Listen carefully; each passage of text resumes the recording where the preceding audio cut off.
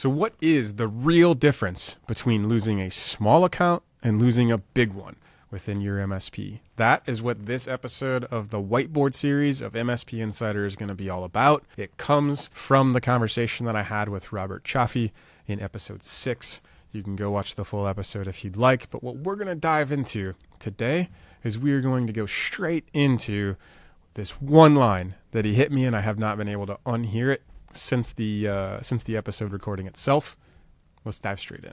Post-attack, we lost some accounts that I think were, it wasn't just because of the attack. That really broke some accounts. There were a few accounts that we had where I don't feel we were managing them well, right? There's a line, I don't know who said it, but I got it from somebody that said you lose small accounts on service, you lose big accounts on account management. This is the harsh reality that hit Progressive Computing after their ransomware event, right? But it led them to completely reimagining how they can deliver excellent account management and what that really looks like from an MSP specifically. And Robert unpacked that in detail during our full conversation. So here is how they actually transformed their approach, and also how you can too. Account management in MSPs is like often way reduced down to just the most menial tasks, right? It's like billing reconciliation, or doing the thing that engineers don't want to communicate, or picking up the pieces between this team and that team. Or, if that's like the reactive side. If it's the proactive stuff, then it's things that we call quarterly business reviews, even though most MSPs don't know how to deliver those like as a standard. Otherwise, it wouldn't be the most highly searched for Google word as it relates to holding meetings with clients, right? So, and there's plenty of experts on that. Go talk to Alex Farling or any of the other folks that will show you and teach you how to deliver a high quality QBR if you don't know how and you don't know where to start. But it's so much more than just like, did your backups work? Yes or no, right? Do you have our antivirus? Yes or no? Do you have the newest EDR or Alphabet Soup product here? Basically, true account management, which Robert goes into great detail about in the conversation, is really about like digging deeper and taking the relationship, like taking control of the relationship and pulling it forward into the future, right? Like reaching out, figuring out what it is, that thing that your customer actually defines as their success criteria for their own business, and then figuring out how to reverse engineer and unlock the services, the tools, the everything that you can offer them as an MSP to help them advance their own goals. It's actually not about you at all. I think if we had stronger account management prior to that event, that we would have had less of a loss of business. Fewer accounts, and especially the bigger ones that left us. It is all about the relationships, right? Understanding the business impact and creating those lasting partnerships that survive even the toughest challenges. We often talk about it as the goodwill bucket. David Powell talks about it as the trust capital. Whatever it is, you need to be pouring into the relationship early and often all along the way, which is what allows you the reserves in the goodwill bucket to survive a situation like Robert's team experienced. But what's the first step? Like, where do we actually begin, right? This isn't just going to be here's what to do, but this is going to be a little bit of a how you can do it too, right? So the place that you have to start is what I call the standards foundation, right? And it really comes from the episode with Robert where he talked about this too. And it starts with the foundation of excellence, right? The expectation. But how do I ensure that my team delivers to the same level of expectation that I have? Well, if it isn't documented, if it isn't written down, if it isn't an SOP, if it's not defined somewhere, we've completely set our team up for failure to go out there and like hope and try, which neither are strategies, to deliver to our level of unspoken expectation, right? Like it seems so simple when you say it that way, but so many MSPs are operating underneath that reality where it's not written down to that level. So you have to start with the standards. And the way that you can create excellence within your own account management team, just like Robert said, and Robert talked about in the episode, is to begin here with those standards. And the standards can kind of break down into these couple of buckets that he had mentioned on the episode. So the very first one is you got to start somewhere. And why not start with frameworks and systems and controls that already exist by industry best practice standard, and like by the nature of its word, right? It is a standard. So he talked about CIS controls. There's also NIST controls.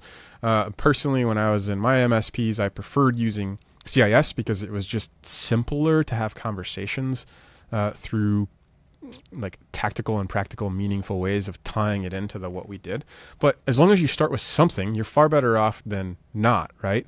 And then you really get to have these more strategic and intentional, like business level conversations, not technical conversations. So business level conversations with business leaders about what is the impact to their business in all these different kinds of scenarios, right? Like ultimately we're peeling the conversation all the way back down to, Mr. Customer, how do you make money?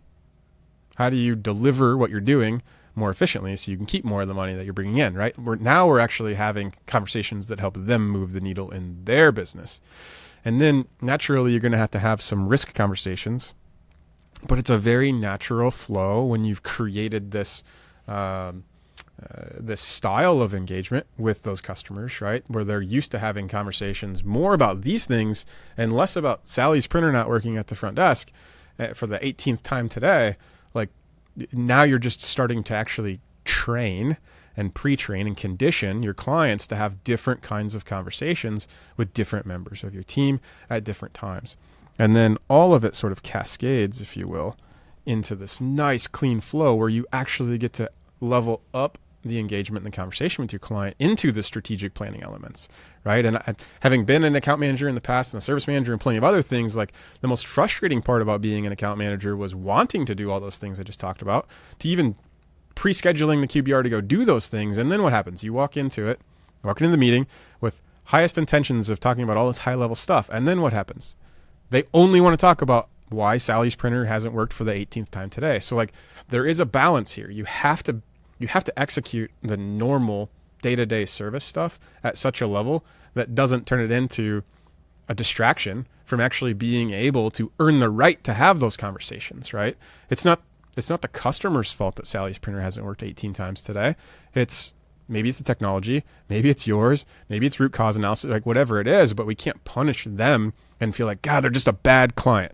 My God, if I had $1 for every time I had people inside the four walls of our MSPs say, that's just a bad client, which made my skin crawl because there's no such thing. There's just a client that's probably misunderstood, miscommunicated to.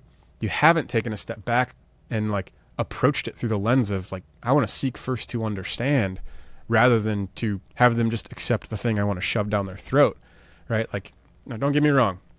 There are clients that may not be a fit for your service, but doesn't mean they're a bad client in 99.9% of the cases. So think about how you can take a simple framework like this that Robert offers and zoom out, assign a dedicated person in your organization to deliver this kind of level of conversation to your client, and then be intentional about setting up the framework, build an agenda, put the whole thing together, put your people in a position to win, to go have these kinds of conversations with your customer. But you've got to be dedicated in applying those tools consistently. And you can't just throw in there, like, do they have an antivirus and backup or not? Like that's not a good conversation. I hope to God you're not having those conversations with your customers during your QBRs, SBRs, annuals, quarterlies, whatever. Okay, so I hinted at this earlier, and the real value from your account management team, I promise, will come from the business-focused conversations that they're able to go out and have proactively. I would sit down with them. Jeff, the CEO, listen, here's what a policy is. Here's what it provides. Here's what it doesn't provide. Here's why you probably want to have something like this. And oh, by the way, our agreement doesn't cover recovery costs if you get popped. And so it's a business conversation around risk. Now let's unpack what Robert had to say here, right? So when we look at these risk level conversations, because again, you may not know how to have them, even as Robert had said in the full interview, he didn't realize how he sort of like allowed these cracks or these gaps in the service to come about with the team that he was no longer responsible for or in charge of.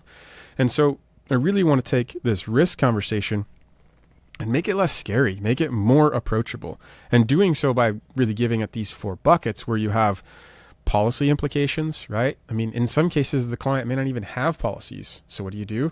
You can offer some guidance. You can offer some templates. You can lead the conversation. Because where are policy conversations going to go?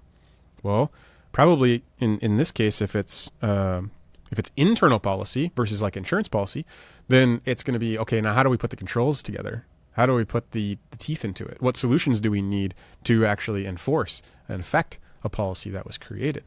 And then naturally from there, once you have the coverage defined with them, then it's kind of this back and forth understanding of like, what's the acceptable level of risk that we're willing to tolerate? Because you don't have to fix the whole thing, and you don't have to go from 0 to 100 right away. In fact, I'd encourage you to lead the conversation that way, because they probably didn't have budget for this stuff by the time you're talking to them.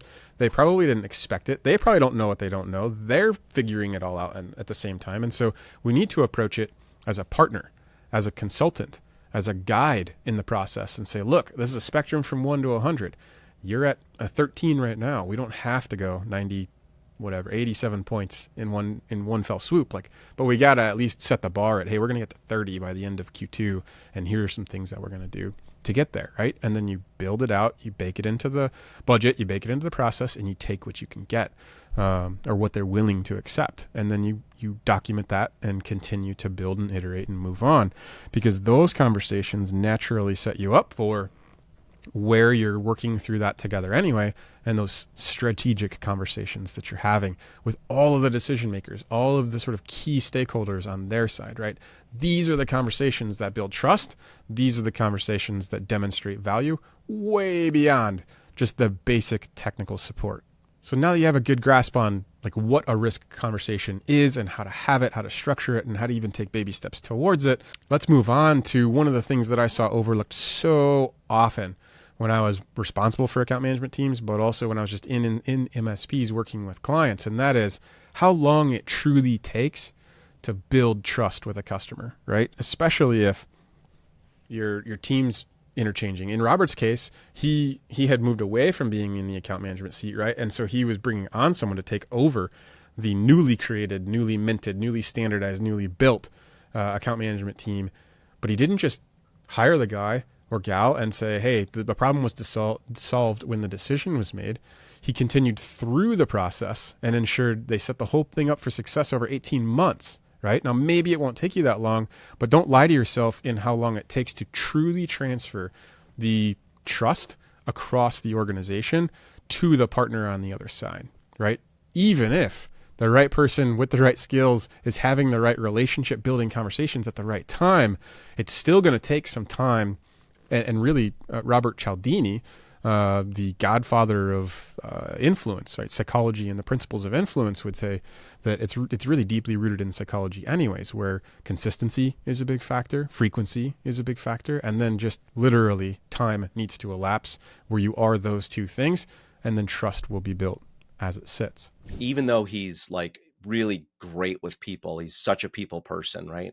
And he's smart, and he has all the other skills as well. But it still is taking, it's only now where I think people really trust him, because he's been around now for a while, right? Now let's take this a little bit further and take a look, right? So the initial contact is where you're intentional about actually going on site and doing your introductions, right? This is the new person, they're on the team, and then they ride shotgun with you, maybe the first handful of times before they actually flip seats, and now you're taking this back seat, they're running the meetings, but you're still there to instill that confidence and basically say, I trust them, they trust you, and you've got this, right? The knowledge transfer happens pretty naturally in that state because osmosis, right? They're there, familiarity, frequency, all those things are happening. And that is really the beginning of when a relationship can even start to be formed. And you're subconsciously transferring the relationship from you, the owner, the founder, the one who sold to people 20 years ago, to Jimmy off the street, who's now the account manager and who you've sort of anointed as their person, right? And then eventually, as that builds up and you've stepped out of the picture altogether, and Johnny from the street is the one running those conversations, Johnny has a direct relationship with those people. Why? Because he's built it over time and he's consistently shown up, and the team has delivered. And when they needed him, they called him, and then he delivered on those needs too, right? So you can't just rush this thing and go and hire the person, send an email introduction, and hope for the best.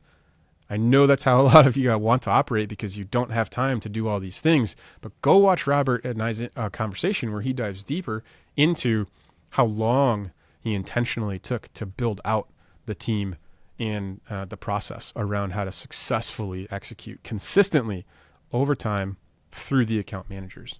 We hit one of those inflection points at the beginning of the year, or it was actually at the end of the year in preparation for January 1st to say, okay, we're going to shift some lines around. Like, here's some accounts that you don't need me for. But I walk away so happy, like they've got, I know, and it's the confidence that I have. I know that they're doing a great job. Now, some of these bigger accounts, the ones that are a little bit more spidery or, whatever, like, yeah, I'm still going to be involved in that. So, a couple of takeaways I want to leave you with from the conversation with Robert, and that is, as it relates to building an account management team that fills the goodwill bucket instead of draining it, it really comes down to excellence is the standard. Excellence in account management isn't about having the perfect tool. It's not about having the best stack. It's also not about having, the most detailed checklist that you push people through, right? It's about building a systematic approach to creating and maintaining those strong relationships, the ones that will be inseparable as you run into whatever situation you're going to run into. It may not be nearly as bad as what Robert had to deal with. I pray that it isn't for you,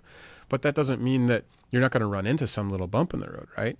And when account management is done right, that is where it really becomes your strongest defense against client churn and the best platform for growth. And so what I want you to do here is, one, you have to be intentional about it. That's where you build your standards, right? It takes time. That's where you pace it out over time with your plan, basically executing your plan, right? Give yourself the time and the space to demonstrate capability and culpability where it's necessary to, and instill the confidence over time using Cialdini's principles. And then most importantly is that we didn't talk about this on this episode, but in my own experience, you should be able to expect anywhere from 20 to 40% of non-recurring revenue to be produced out of the annual recurring revenue that they're managing, right? Just because you're going to be driving these conversations correctly and appropriately at the right cadence, at the right time, with the right people in the right context to extract the value out of moving their business forward. And so the last one is really the lowest hanging fruit to extract value from relationships that you already own, rather than trying to figure out all the sexy ways to go tackle the net new logos. So hopefully you liked this episode of the Whiteboard Series. Again, it was from my conversation with Robert Cioffi of Progressive Computing. It was episode 6. Feel free to find that on the channel, and you can watch the full thing there. Thank you. We'll see you next time.